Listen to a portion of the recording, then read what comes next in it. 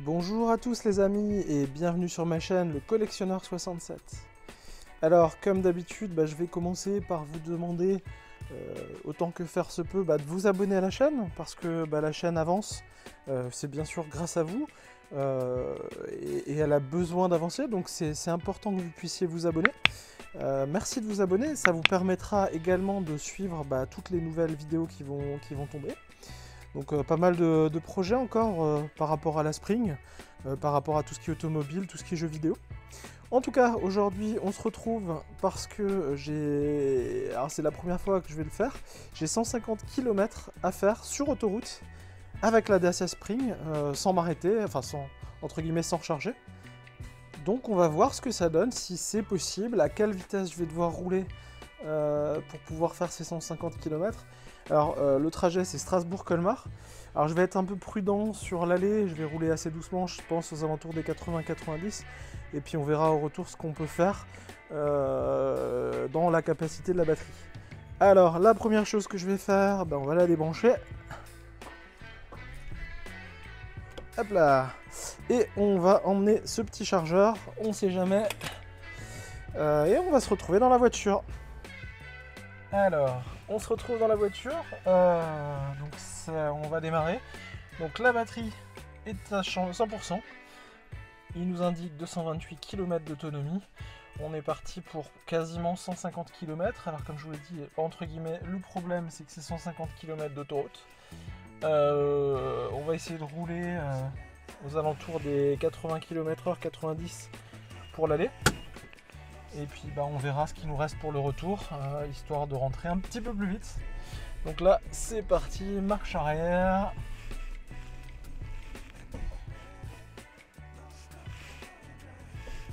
Allez.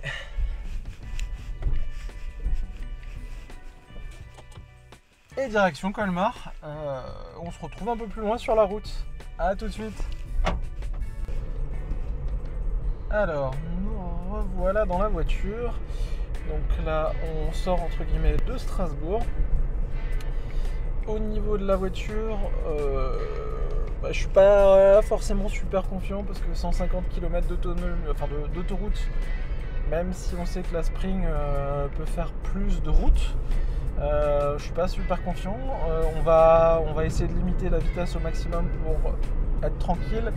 Et on va dire arriver à Colmar avec plus de 50% de la batterie, donc là on est toujours à 100%. J'ai activé le mode éco, donc je vais en tout cas à l'aller rouler vraiment cool pour être vraiment tranquille. J'ai quand même emmené le chargeur de la voiture dans le coffre, on sait jamais. J'ai également un câble de rechargement T2 dans la voiture et je sais que à peu près au milieu de mon parcours j'ai une station d'autoroute où j'imagine qu'il y a de quoi recharger les voitures électriques. L'objectif c'est de faire l'aller-retour sans s'arrêter, sans recharger, sans rien du tout. Et encore une fois c'est une première pour moi, 150 km. J'imagine que beaucoup d'entre vous ont déjà fait ça. Moi c'est la première fois. La voiture, on est maintenant sur à peu près 1300 km. Ça ferait presque 2 mois que je l'ai. J'en suis vraiment super satisfait. C'est vraiment une bonne petite voiture pour un usage au quotidien. Donc aller faire les courses, déposer les enfants à l'école. Même si pour la partie école, en ce moment, nous on a repris avec ma femme le vélo. Ma fille également, donc ça c'est plutôt sympa vu le beau temps. Ça fait du bien, un peu de sport, c'est bon pour tout le monde, bon pour la planète, donc on fait ça en vélo. Je sais pas si vous avez vu là sur le côté droit, il y a un énorme garage de voitures aux alentours de Strasbourg près de l'aéroport qui s'appelle Vodif, qui a beaucoup de voitures assez sympas, voitures de sport, voitures de luxe. Je vais essayer peut-être une fois d'aller vous faire un petit tour. Alors, donc là pour le moment, on est sur de la voie rapide à 90. Et on va dire que dans 1 km, on va passer sur de l'autoroute. Alors autoroute dans un premier temps à 110, ensuite à 130. Et ensuite quasiment à 130 jusqu'au bout. Alors la zone vers Colmar, ça redescend à 90. Nous on va quand même essayer de rester sur du 90 tout le long. regarder au niveau conso. Hop. Ouais, bon bah on va voir ce que ça donne. Hein. Donc la voiture 1305 km. Là, il nous indique 239 km d'autonomie. De toute façon, on va se caler le limitateur à 90 dans un premier temps et on va suivre ça au fur et à mesure. Donc là, comme vous le voyez, je pense sur le panneau destination Colmar.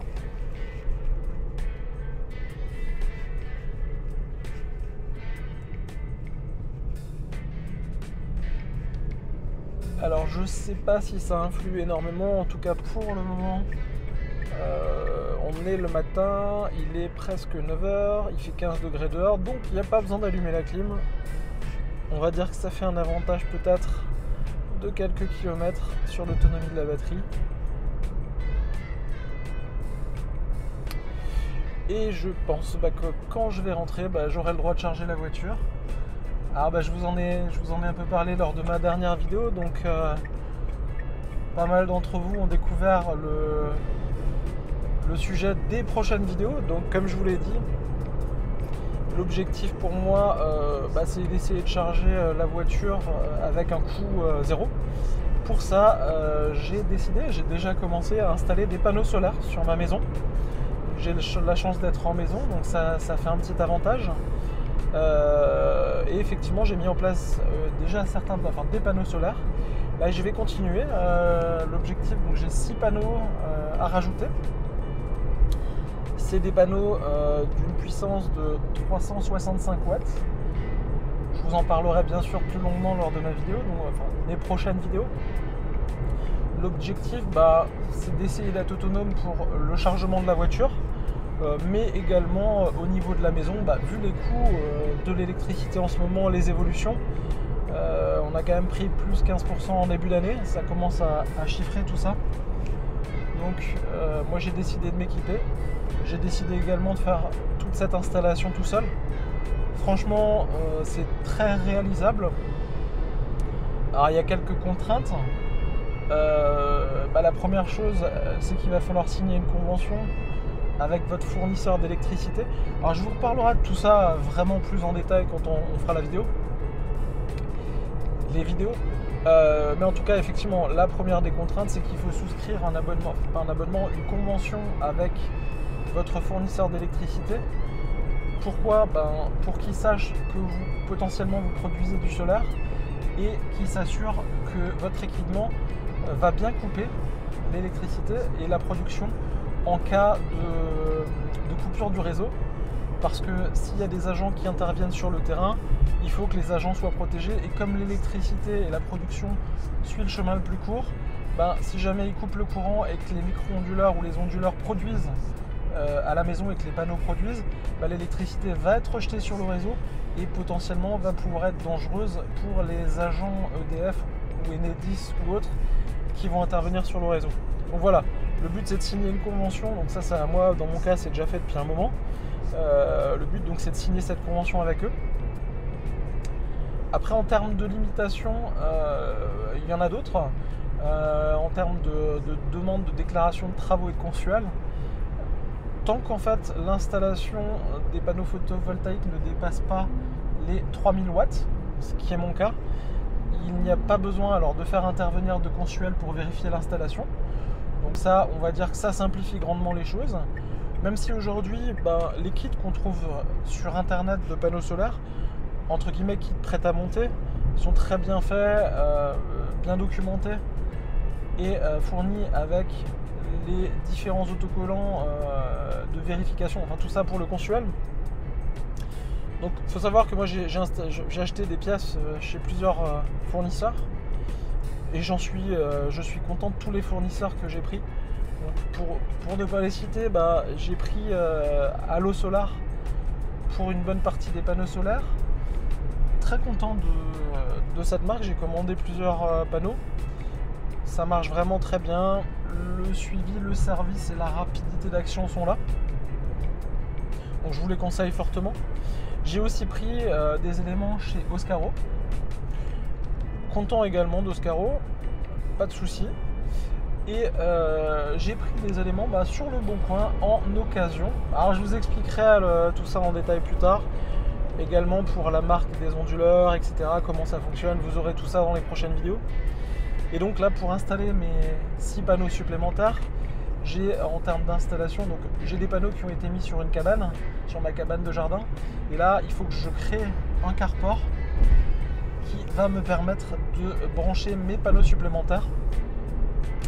Donc il y a du travail de construction, il y a des éléments, des poutres en bois à aller chercher. On va faire tout ça avec la Spring. Vous allez voir que la Spring c'est assez étonnant, on arrive à emmener quand même pas mal de choses dans cette petite voiture. J'ai quand même réussi, et je vous montrerai ça, à ramener des poutres de 4 mètres de long. Alors oui, bien sûr, ça dépasse. Mais ça passe très bien pour un petit trajet court. Il y a vraiment moyen, ça se fait, je l'ai fait. Je vous montrerai tout ça en vidéo. Et il y aura quelques vidéos sur l'installation, sur le fonctionnement. Et je vous montrerai que avec une période évidemment de soleil, comme c'est le cas en ce moment, on peut vraiment arriver à de l'autoconsommation, notamment la charge de la voiture, charger le ballon d'eau chaude, etc. Donc c'est vraiment intéressant. Après c'est un mode de vie à changer parce que on fait tout ce qui est chauffe-eau la journée, tout ce qui est machine la journée. Donc voilà, on change un petit peu sa vie en termes de gestion. Mais ça se fait très bien, d'autant plus, vous le savez, avec le télétravail aujourd'hui, charger une voiture en journée c'est faisable. Après on peut tout à fait mettre en place des prises connectées qu'on allume quand on le souhaite, quand il y a du beau temps. Donc voilà, il y a plein de choses à faire. Alors je vais reparler du trajet autoroute. Donc là on est sur une autoroute à 130. Comme je vous l'ai dit, moi je stagne à 90. Je vais quand même dépasser ce camion sans aller trop vite. Mais on va rester sur une vitesse à peu près stabilisée vers les 90. Objectif conso au minimum.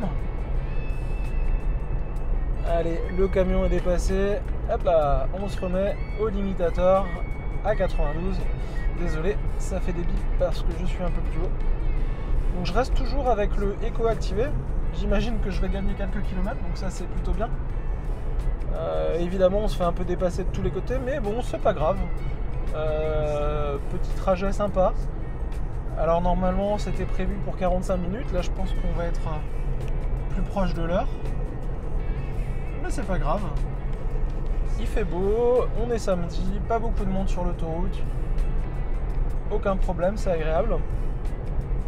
Ça me permet aussi, je vous l'ai montré dans une précédente vidéo, l'installation des joints que j'ai fait sur les portes. Ça permet un peu de tester ça sur 75 km aller, 75 km retour. En tout cas, je vous confirme la tendance. C'est vraiment sympa. Le bruit est vraiment réduit à l'intérieur. Alors comme un abonné me l'a dit, j'ai malheureusement pas pensé en tout cas à vous faire un test sonore à l'intérieur avant-après. J'en suis vraiment désolé. Alors encore une fois je débute sur ma chaîne, donc au fur et à mesure on va évoluer tout ça et on va se professionnaliser quelque part. En tout cas si j'ai l'occasion, je ferai peut-être un test avec une autre Spring à voir pour voir la différence de bruit intérieur entre les deux voitures. En tout cas moi pour ma part l'effet est là. J'entends vraiment moins de bruit d'air. Alors je vous ferai sans doute une vidéo, là j'ai un peu le temps, donc on va parler tranquillement quelques minutes. Donc dans les vidéos à venir sur la Spring, la première chose, les panneaux solaires. Je ne sais pas l'ordre des vidéos, mais en tout cas effectivement ça sera dans les prochaines vidéos qui vont arriver. Dans les évolutions que j'ai prévues, alors petite évolution sympa, c'est au niveau du lave-vitre. De base, alors je trouve que ça manque vraiment sur la Spring. C'est au niveau du lave-vitre, c'est quand on appuie sur le côté conducteur ou passager, c'est l'ouverture en un appui. Donc j'ai commandé le module sur internet qui va me permettre en un appui d'ouvrir la vitre et en un appui de la refermer. Je trouve ça vraiment beaucoup plus pratique. Un petit appui elle s'ouvre, un petit appui elle se referme. Donc j'ai commandé le module. je vous présenterai ça. Alors ça vaut allez, 45 € par compris, je crois que j'ai payé. L'installation pas très compliquée, il faut démonter un petit peu. Mais je vais vous montrer ça, je vais vous faire ça en vidéo. Alors j'ai acheté qu'un module pour le moment pour le côté conducteur. Je verrai à l'usage si j'en achète un deuxième pour le côté passager. Donc c'est la première vidéo, enfin deuxième après les panneaux solaires. Dans les autres vidéos qui sont prévues au programme, c'est le changement des haut-parleurs de la Spring. Alors ça, il y en a beaucoup qui l'ont déjà fait. Je vais vous montrer une fois de plus comment on peut faire ça. Proprement d'ailleurs, parce que moi j'ai acheté donc des petits haut-parleurs de 10 cm, mais j'ai également acheté des entretoises qui vont me permettre de fixer ça super proprement comme à l'origine. J'ai acheté des connecteurs également qui vont me permettre de brancher ça le plus proprement possible. Donc on va vous montrer ça en vidéo. Ensuite, alors la vidéo plus importante, je souhaite mettre un caisson de base dans la voiture. Encore une fois pour améliorer un petit peu l'audio. Alors vous allez me dire, ça consommera plus. Oui, effectivement. Mais vu mes petits trajets, hors des trajets un peu plus longs comme celui-là, globalement je suis sur du petit trajet, donc un tout petit peu de consommation en plus, ça ne va pas trop me déranger. Donc le caisson de base, je l'ai déjà. Il va falloir voir pour l'installation derrière l'autoradio, donc à voir également dans les prochaines vidéos. Dans ce que j'ai également à vous proposer, c'est la mise en place du fond plat sous le capot moteur. Donc le fond plat, je l'ai déjà, c'est en métal.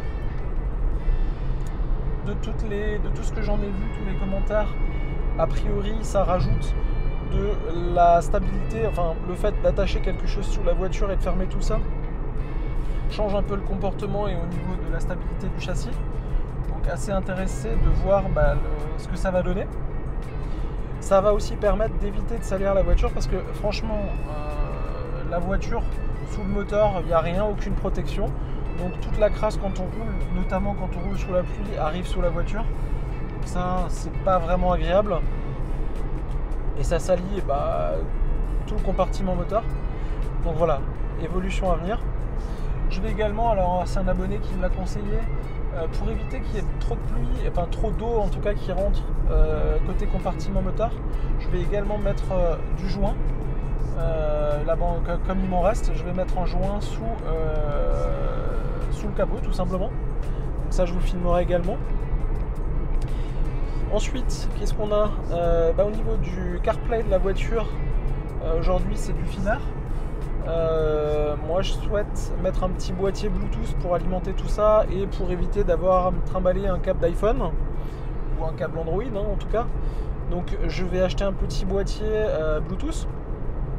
Alors pour le raccorder, pas mal ont mis des petits adaptateurs sur la prise USB de la voiture pour refaire remonter un câble à l'intérieur. Moi je vais aller un peu plus loin et je vais démonter l'autoradio, je vais souder carrément un port USB sur le port USB à l'intérieur. Ça va me permettre de cacher le branchement, enfin cacher un port USB et cacher le branchement du boîtier Bluetooth. Donc pour moi, objectif totalement transparent et totalement invisible au niveau de ce boîtier. Ça c'est encore c'est à acheter. Après je pense que au niveau de la lumière, enfin des lumières, j'ai pas mal de choses à faire. Je voudrais changer les lampes avant, les feux de croisement, donc les H7, et également sans doute tous les feux de la voiture et les passants LED. Voilà, après à voir, là c'est dans un premier temps la série de vidéos que j'ai à vous proposer. Au fur et à mesure, je suis certain que j'aurai d'autres sujets. Il y aura sans doute des rencontres avec des abonnés. Alors je sais pas si vous avez vu, on vient de croiser une cigogne. Ça rappelle bien qu'on est en Alsace. On en verra peut-être d'autres sur le trajet. On verra ça. Voilà, donc je disais dans les autres vidéos à venir, peut-être quelques rencontres abonnés. On va voir ce que ça donne avec des abonnés qui ont des anciennes Spring, enfin des anciennes, les premières Spring, d'autres les nouvelles. Moi j'aimerais bien aussi trouver, alors je vais voir du côté des concessionnaires Renault si je peux voir et trouver pour un essai de la Dacia Spring Extreme, donc la 65 chevaux. Non pas que je sois pas du tout content de la mienne, mais l'essai de la 65 chevaux m'intéresse, voir en fait ce que ça apporte réellement. Alors bien sûr c'est dommage, ils n'ont pas rajouté de batterie supplémentaire, mais en tout cas je suis vraiment curieux et intéressé de cet essai et puis de vous partager ça. Voilà, donc là on est à 91% de la batterie. On a parcouru 26 km. Je vais vous abandonner. Je vais vous reprendre brièvement à mon arrivée sur Colmar et à mon départ. Et je ferai ensuite une petite vidéo synthèse finale quand je retournerai chez moi, en espérant qu'il ne soit pas nécessaire que j'aille recharger la voiture. Voilà, à tout à l'heure les amis. Alors, je vous reprends en vidéo juste pour vous montrer. Donc là, je suis entre Strasbourg et Colmar. Là, je suis à 85% d'autonomie, mais c'est pas pour ça que je vous arrête. Enfin, je reprends la caméra. C'est juste pour vous montrer. Donc, il y a un super beau château qui s'appelle le Königsbourg, que vous pouvez apercevoir sur la droite. Voilà, donc c'est un château entre Strasbourg et Colmar, hein, simplement. Magnifique château qui a été refait complètement, qui vaut vraiment le coup d'œil. Voilà. Je voulais juste m'arrêter là-dessus et vous montrer ça. À tout à l'heure. Alors, comme on se rapproche toujours un petit peu, je vous montre le Königsbourg qui est sur votre droite.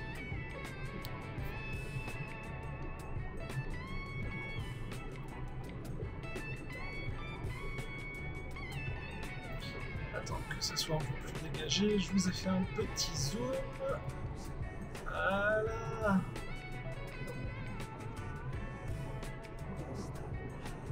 Alors les amis, je reprends la caméra, on arrive sur Colmar.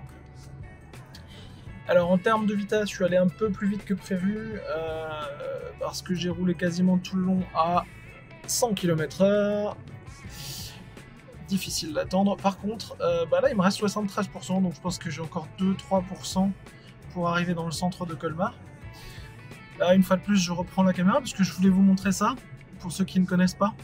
Donc à l'entrée de la ville de Colmar, sur un des premiers ronds-points, on a, comme vous pouvez le voir, une statue de la Liberté. Alors pourquoi une statue de la Liberté? Parce que le créateur de la statue de la Liberté, Bartholdi, est originaire de Colmar. Donc une réplique a été faite. Il y en a une à Colmar, il y en a une à Paris, une petite, et il y a celle de New York. Voilà, donc beaucoup de choses à Colmar s'appellent Bartholdi, Immobilier Bartholdi, etc., etc. Donc c'est juste en hommage au créateur de la Statue de la Liberté. Voilà, je vous reprends dans quelques minutes quand on arrive. En tout cas, on est à 73%. Ça veut dire qu'on a pris 30%, on va dire, pour faire Strasbourg-Colmar. On est alors un tout petit peu moins que 75 km, hein, on est plutôt vers les 70. Mais on sait qu'à vitesse constante et en mode éco, alors mode éco, je le découvre, hein, on peut pas dépasser les 100 km/h, 100, 102 à peu près. Donc finalement très bon mode. Ça permet d'être vraiment serein sur la route. Et serein dans le sens où à cette vitesse-là, pas d'inquiétude pour les radars. On les passe tous tranquillement. Aucun risque. Voilà, à tout de suite. Et nous voilà arrivés les amis. Donc, bilan. On a fait 70 km à peu près. Autonomie restante 166 km. Température extérieure 18 degrés. Charge de la batterie 72% restant. Donc on a fait 28% pour faire 70 km avec une consommation, comme vous pouvez le voir, de 12,1 kWh au 100. J'ai allumé quelques fois la clim, j'ai également rechargé mon iPhone. Donc voilà, petite conso en plus. Moi je trouve ça très raisonnable. Ça veut dire que Strasbourg-Colmar, ça se fait bien. On va regarder au retour, parce que au retour, j'essaierai d'aller à la vitesse de à la limitation de l'autoroute, autant que faire se peut. On va voir ce que ça donne au retour. Juste petite précision, comme je vous l'ai dit tout à l'heure, dans les vidéos que je ferai, c'est le changement et rendre automatique le bouton pour monter et descendre les fenêtres. Là j'ai un exemple typique, c'est quand on rentre dans un parking, pour récupérer le bouton, on est obligé de rester appuyé sur la fenêtre, pareil pour le remonter, alors qu'en automatique, un coup ça monte, un coup ça descend. Plus facile, autoroute aussi, péage, mais voilà. Donc je vous montrerai la vidéo prochainement. À tout à l'heure. Alors, mon tour sur Colmar est fini. On va pouvoir reprendre notre trajet en spring pour rentrer sur Strasbourg. Et voilà, nous sommes repartis. On sort de Colmar et destination Strasbourg.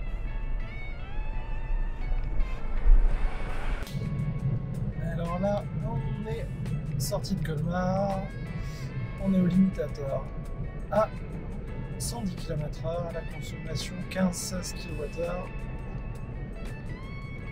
Ça se passe très bien. Maintenant, on est déjà à 69% d'autonomie. Donc là, l'autonomie va vraiment fondre. Après, il n'y a pas de souci. J'ai largement assez pour rentrer chez moi et c'était l'objectif. Alors, on est toujours sur l'autoroute. Comme je vous l'ai dit, cette fois-ci, on essaye d'aller à la limitation, donc à 130. Voilà, nous y sommes. Donc là, l'autonomie, c'est plus la même. On est dans la zone power rouge, donc évidemment, ça consomme beaucoup plus. On est sur du 20 kW en consommation. Il y a un petit peu de monde sur la route. Mais globalement, c'est sûr que là, l'autonomie va chuter fortement. Il doit me rester une quarantaine de kilomètres avec 52% d'autonomie. Une fois de plus, on va rentrer sans problème. Maintenant avec un peu moins de batterie. À tout à l'heure. Alors, nous sommes toujours sur l'autoroute. Là, on roule bien plus vite. On est à 113 km/h. On oscille entre 110 et 130. Il y a un petit peu de monde sur la route. C'est sûr qu'à cette vitesse, l'autonomie est sacrément réduite. Il me reste une quarantaine de kilomètres à faire à cette vitesse. Il me reste 50% de batterie, donc il n'y a aucun problème. La voiture m'indique 99 km/h, 99 km d'autonomie, avec une conso moyenne exorbitante à 28 kW, 28, 29, 30.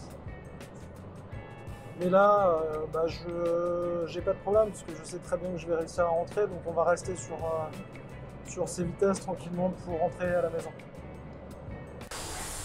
Et voilà, on est bientôt sur la fin de la vidéo, donc on va se retrouver à la station de lavage, puisque là, après avoir fait Strasbourg-Colmar aller-retour, la voiture est pas mal sale, donc on va lui faire une beauté et on va finir à la maison.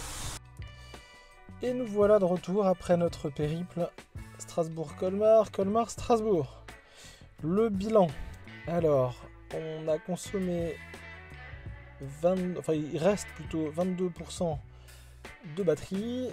On a fait 144 km avec une conso.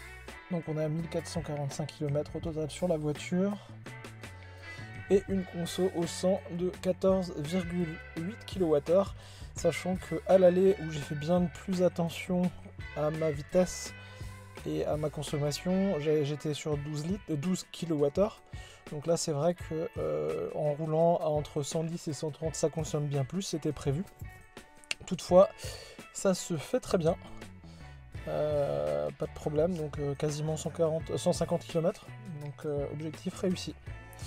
Voilà, on va maintenant juste passer à la recharge nécessaire pour finaliser tout ça.